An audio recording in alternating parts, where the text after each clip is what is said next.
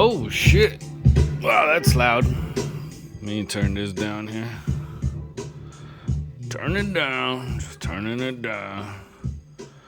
Alright. Still a little too loud. Alright. That's good right there. That's a tolerable level. That's a level that we can talk over. Holy shit. And I usually do like a little mic check before I start my videos, and just to see how the music sounds behind the sound, you know what I mean? Behind me talking, I don't want it to be too loud, so. Excuse my belching, by the way. I'm drinking beer. Like, I haven't drank too much beer lately, so today it's kind of like special. It's not bitch beer, it's just regular old shit beer. Yeah, like the bitch beer is cool. Like, I just didn't find any today when I came out of work, so I ended up just buying this. I've been drinking a lot of gin and tonic lately. Still bumping this fucking Kool Keith album.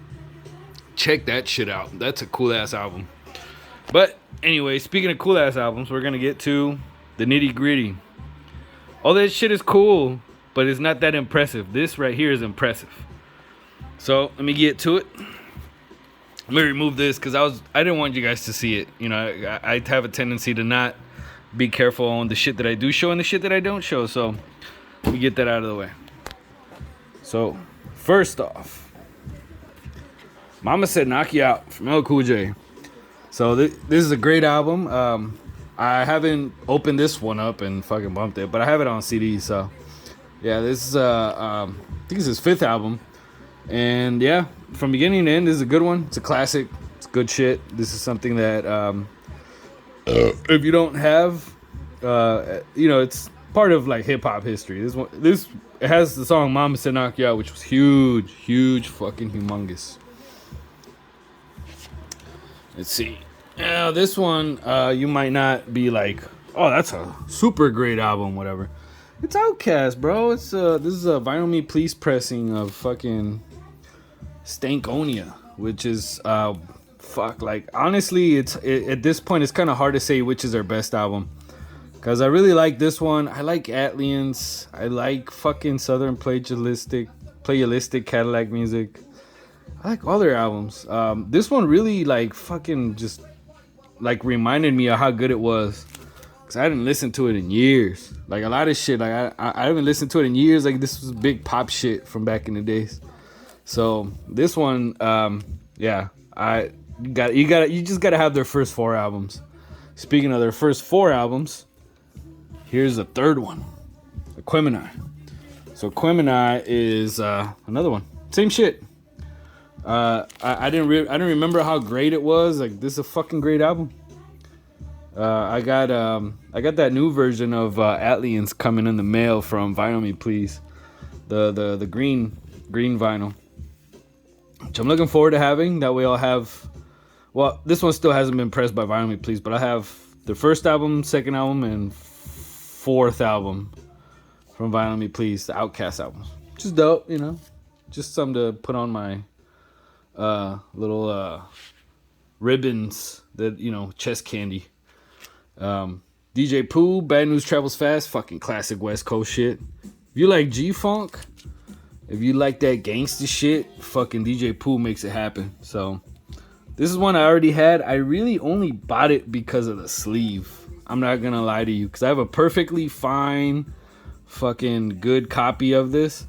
When I throw this on, if this is too damaged, I might just swap the discs, put the other, because the other one that I have is fucking perfect. It was brand new wrapped when I bought it, and stick it in here, and I might slang the other copy, because I mean there's really no reason to have two of these.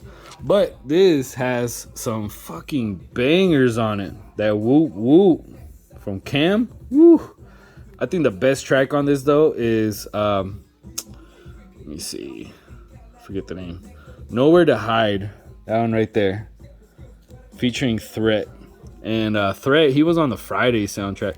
So keep in mind, DJ Pooh was on Friday. So a lot of the artists that worked with him made the soundtrack. That was, you know, Threat. I think EA Ski. Yeah, fucking Ice Cube worked with him. So yeah. Let's see. This is a big one for me. Royce da 5'9". The Allegory. This is a beautiful fucking album. This is one that when it came out, I was still living in Georgia. And I remember I heard the first 6 tracks on it. And I was like, when this comes out on vinyl, it's not even fucking a question. I'm buying it. And I ended up paying double for it because when I went out on Rec Store Day, when this shit came out on the 17th of July, I couldn't fucking find it. Nobody had it. Like, it either sold out or the store that I went to never ordered it. So I ended up having to go to goddamn eBay to buy it, and I'm so glad that I found it. And there's still fucking copies of it, and I actually ended up paying more than I should have. I'm just glad that I got to secure a copy because this is worth having. And yeah, it came with the little card with the download, so now I got it on my phone. I get to hear it in my car. You know what I mean? Yeah, fucking moving on up in this world. I can listen to music in my car instead of listening to it on vinyl. Can you believe that shit? That actually exists. Holy shit. See, Lyris' Lounge 2. So this is the sequel to Lyris' Lounge, which I also have. And this one, I'd say this one's better. I was talking to somebody today, one of the stores that I went to, the store owners, and he was saying like, oh man, I really want that Volume 1 Lyris' Lounge. I'm like, bro, I have that shit. Like, it ain't that great. And then he started talking about that song Body Rock from fucking Tash and what's his face from fucking Tribe Called Quest, Q-Tip, and Mos Def, which is a dope track. Not gonna lie, but come on, man. Like, that shit ain't better than Let's Grow from Royce da 5'9". It ain't better than the Cocoa Brothers or fucking even Mos Def, Pharoahe Monch, and Nate Dogg. Oh no. Oh my god. This one right here has got some fucking slam dunk fucking bangers. Like, no joke. That's one you gotta fucking get. Now, I did mention earlier about the Lox and Dipset having their little verses, which was cool. You know, I enjoyed it. It was I think it was good for the culture, I guess, if you want to get really platitudes, if you want to throw some platitudes out there. It was great for the culture. It doesn't really mean shit. Anyways, fucking Jadakiss, man. Jadakiss is a fucking monster on the mic. I had forgotten how hard of a monster he was. Mostly because I don't really listen to the Lox that much. But ever since that verses, I was like, yo, I need to get my hands on some more Lox. Now this, I bought this like 2 weeks before that verses. And I didn't even know that verses was happening. But yeah, I came across this and I just snagged it. It was like fucking cheap too. And the person that I bought it from, I actually found out that I kind of ripped them off. I didn't know that this was an expensive album, but yeah, ended up picking this up and pretty much mint condition. The vinyl is like near perfect. The sleeves got a little bit of little ticky-tacky little marks on it, but it doesn't matter. It's a good fucking sleeve. And yeah, great album. The whole thing is good. The only track that I'm not fond of is the last one. We'll always love Big Papa. I don't see the point in making those kind of songs, bro. Like, for real. Like, you make songs in memory of a fucking rapper. It's like you're just... like, for what? Like, that's cool if you want to put it like out on the internet for free, or you want to put it on a CD that's you're giving away. Like, why are you trying to make money off of it?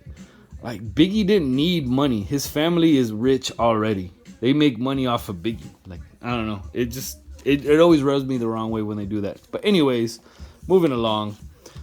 The second Lox album, We Are the Streets. Now, that's from Bad Boy. The Money, Power, and Respect happened while they were on Bad Boy Entertainment.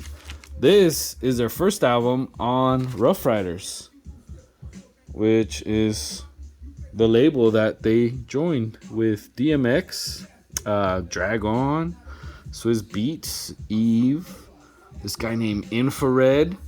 Who else was on it? A group called Parlay, if I remember right. I forget who else. There's a bunch of motherfuckers on it.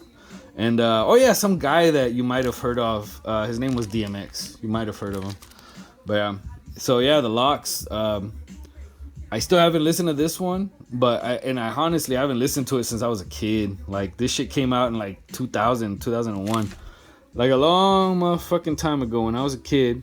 And I think I listened to it once, and like I said, this is my I watched the versus Dipset, and I had to go and buy it. So that's what this is.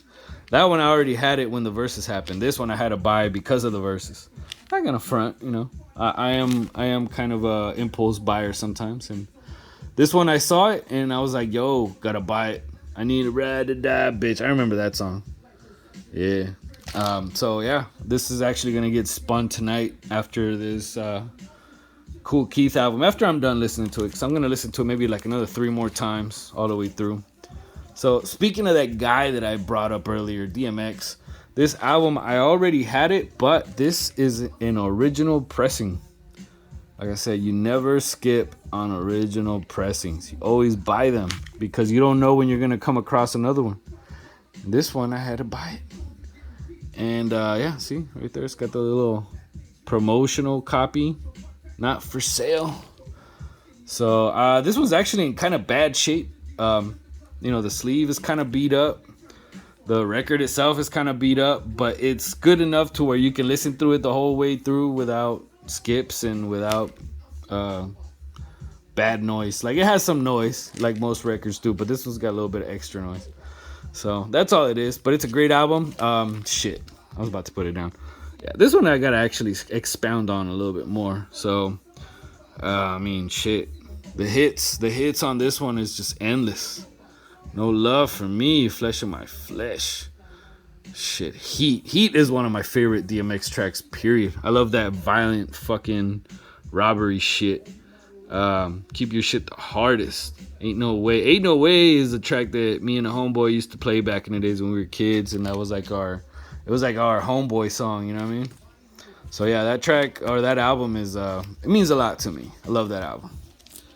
Moving on, MJG. Now this was one that I bought fucking blind. I'd never heard this album before I bought it, and I ended up really, really liking it. And another thing about it, it's pretty rare. And I got it for $20. It's not really an outlandish price, but yeah, No More Glory from MJG, from the group 8 Ball and MJG, from I think they're from Tennessee. And yeah, this one I recommend. If you're into like 90s, like the 90s kind of Bay sound, like they sound a little bit like the Bay, you know what I mean? Like they have that kind of sound, but they're from Tennessee. Like, I don't know, a lot of the South shit from the 90s sounded like West Coast shit, and you know, they happen to take that fucking West Coast sound from the Bay. This is some straight classic shit, Ultramagnetic MC. So I'm bumping this Kool Keith up here. Kool Keith is actually right there. He's a member of this group, Ultramagnetic MCs. I'm sure it's no secret to most of you guys, because you guys are fucking hip-hop heads, just like me. So, yeah. This is a cool album. You know, it's very 80s. It sounds like the 80s. If you like 80s shit, like I like 80s shit, then yeah, this is an album for you. This fucking classic. This is an album that you can legit listen to all the way through and fucking feel like it's 1989 all over again. So, highly recommend that one if you're into old school shit. Alright, somebody who's not old school, The Game, Doctor's Advocate, his second album. Well, his album after, what's it called? The documentary. Holy shit, how did I forget that? Okay, anyways, so this is an amazing album. This is like a direct sequel to the documentary. And it's got a little bit of Dr. Dre production. I think it does. I'm not sure. I think after that first album, Dr. Dre didn't really work with him too much. But anyways, this is a great effort from The Game, like, nonetheless. He actually got his production together. He's got a track called, I think, California Vacation. Yeah, right there, California Vacation with Exhibit, which is fucking dope. That was my favorite track on this shit. It's like super gangster. And this is one that, like, it's one of those like really expensive albums. I got this one off of eBay. I won an auction, and typically this goes for like, you know, hundreds of dollars, like all Games albums do. and I ended up getting it for a decent price, which I was extremely happy with. It's got a little bit of a warp on it, but not bad enough to where it fucks up the play, and I was pleased with that. So it's a good buy. It's a very good buy. So yeah, I had a little spout with the guys on the hip hop vinyl spinners about warped records, and they were like, "Oh, you can't pay that much for a warped record. Oh no, my world's gonna fucking end." Shut up, bitch. Anyways, last record of the night. I'm gonna let you motherfuckers go. Now this one's a classic. This is one that is hard to find. It's kind of a unicorn. You know what I mean?